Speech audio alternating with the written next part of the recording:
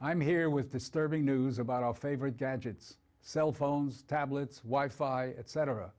Putting it bluntly, they are damaging the living cells in our bodies and killing many of us prematurely.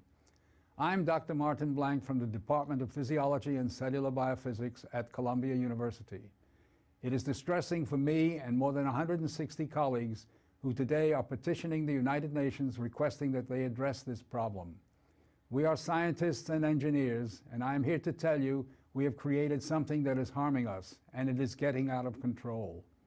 Before Edison's light bulb, there was very little electromagnetic radiation in our environment.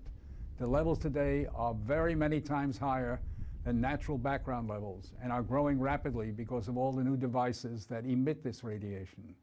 An example that a lot of us have in our pockets right now is the cell phone.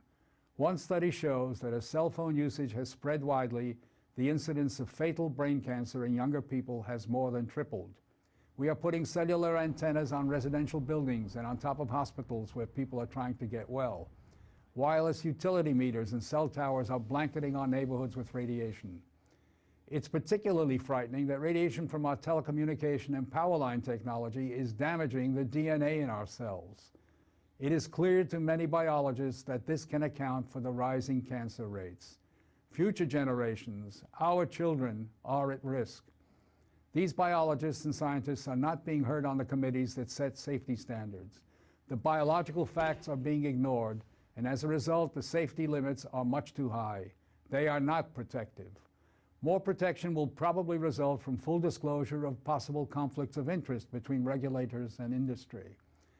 Rising exposure to electromagnetic radiation is a global problem.